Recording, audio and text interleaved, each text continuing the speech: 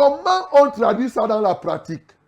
Le premier élément pour que tu réussisses à porter les fruits dans un environnement aussi hostile, c'est de reconnaître, de connaître qui est Dieu, celui qui crée la prospérité et qui crée en même temps, il apporte la prospérité et il forme l'adversité.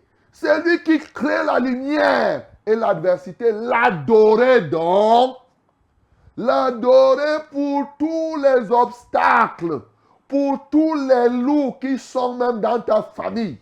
Il faut apprendre à les adorer, pas à adorer les loups, à adorer Dieu, parce qu'il a permis qu'il y ait des loups autour de toi. Bien-aimé, les loups sont là pour te faire comprendre que tu peux faire ce que Dieu te demande et non pour te décourager.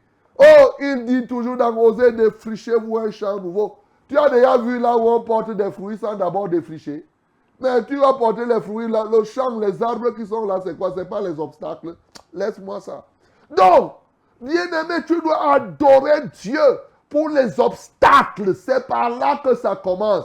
Tu reconnais que c'est lui qui a fait cela et tu te mets à l'adorer. Chaque obstacle de dedans, comme obstacle de l'extérieur, c'est un sujet d'adoration. Pas pour un jour, de manière permanente. De sorte que quand tu vois un obstacle, tu commences seulement à bénir l'Éternel. Au lieu de passer le temps à dire un pleurnicheur, les brebis ne devaient pas rester là pour dire tu passes ton temps à dire ouais, pourquoi moi, pourquoi? Il y en a qui vont, mais oui, les pleurnicheurs de tous les temps. Non, Dieu ne veut pas les pleurnicheurs. Ce n'est pas les pleurnicheurs ici qu'il envoie. Non, même quand il a envoyé Gédéon, il a fait l'autre, il a dit que les pleurnicheurs là, vous ne pouvez rien faire. Quittez là. Il faut 300 personnes. Bien-aimé, tu dois être parmi les 300. Ceux-là qui, quand ils voient l'adversité, comme David, il dit que je me réjouis à entendre mes ennemis parler et je ris quand je les vois. Oui, tu bénis l'Éternel. Pourquoi? Parce qu'effectivement, tu es une brebis. La brebis, elle doit être sage. La crainte de l'Éternel est le commencement de la sagesse. Et l'année dernière, nous avons vu, oui, ce qu'est la crainte de l'Éternel. C'est une arme puissante pour les brebis afin que le loup ne les touche point. Comme cela est écrit dans 1 Jean, bien-aimé. Vous connaissez cela. 1 Jean 5, le verset 18, il le dit clairement. Bien-aimé, quiconque est né de Dieu ne pêche point.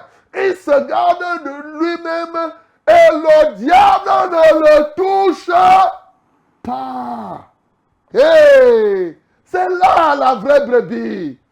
Elle est engagée dans la sagesse. Sa sagesse, c'est la crainte de l'Éternel. Et à partir de là, le diable, le loup seront là pour t'effrayer seulement. Mais ce n'est pas pour te toucher. Alléluia. Les loups sont là pour t'effrayer, mais rien. Ils ne vont pas t'empêcher. Pourquoi? Parce que bien sûr, quand tu es une brebis simple comme une colombe, la simplicité ici, c'est dans le sens d'une confiance totale. Une confiance totale à celui qui t'a envoyé, à l'Éternel qui t'a créé. La force de la lumière ne se trouve pas dans la lumière.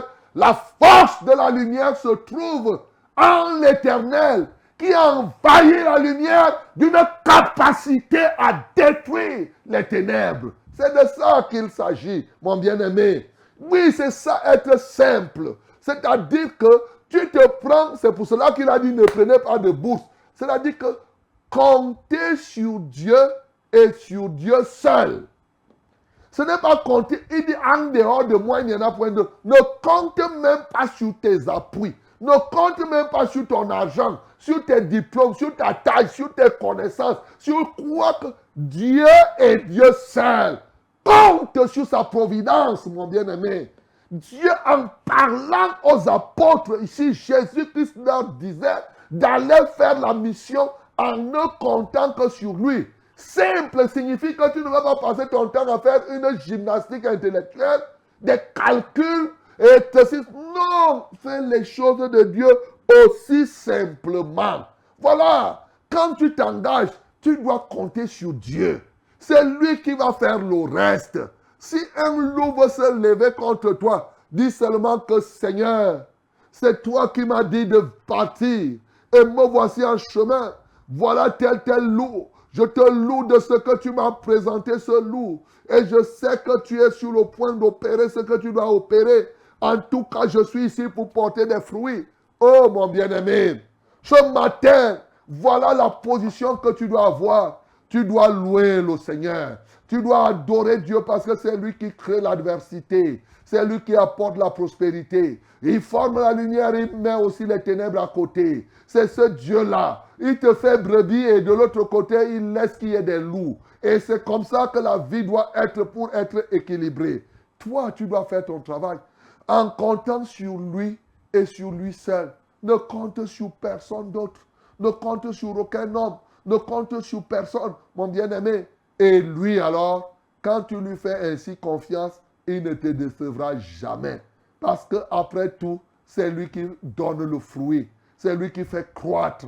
Aujourd'hui, beaucoup de gens comptent sur eux. Hein? Ils accusent, ils disent le diable. Comme je disais à quelqu'un quelque part. Eh mon bien-aimé, si on ferme ton église, ne te plains pas. J'ai dit à ceux qui sont de la vérité, il y a quelques assemblées de la vérité qu'on a fait. J'ai dit, Dieu est au travail.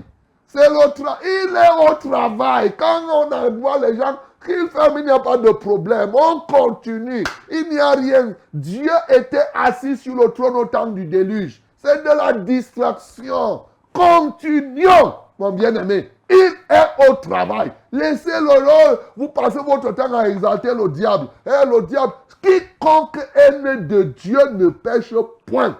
Il se garde lui-même et la Bible dit le diable ne le touche pas. Alors que le monde entier, au verset 19, le monde entier est sous la domination de qui? Du diable. Mais ceux qui sont de Dieu ne sont pas sous sa domination. Arrêtez-moi cette histoire-là où vous exaltez Satan. Il se vante partout parce que vous lui donnez la louange. Oh, le diable a fait ceci, il a fait... Laissez-moi tout ça là. Maintenant, fixe ton regard sur Dieu. Fixe ton regard sur celui qui t'a envoyé. C'est là la brebis. C'est là la sagesse. C'est là être comme une colombe. Ne reste pas là à gauche et à droite. Tu regardes les yeux. Il fait ces bruits-là. Continue ta chose. Et c'est comme cela. C'est ça qu'on appelle qu'on résiste au diable. On ne passe pas son temps à résister au diable en restant là. Tu résistes au diable en disant qu'on répond aux imbéciles par un coup de silence. Ah, j'avance. Le chien aboie, la caravane continue. Voilà la vérité. Laissez ces loups aboyer autour de vous. Laissez tout cela. À la fin, ces loups, leur temps arrive, ils n'auront plus aboyer. Vous aurez continué à faire l'œuvre de Dieu. Et c'est pour cela que Jésus-Christ est mort, bien sûr. Il a vaincu tout cela. Il a dit que nous sommes vainqueurs. Petits enfants, je vous dis ceci comment? Parce que vous êtes forts. Celui qui est en vous est plus grand que celui qui est dans le monde. Que le nom du Seigneur Jésus-Christ soit glorifié. C'était le flash évangélique. C'était le flash évangélique.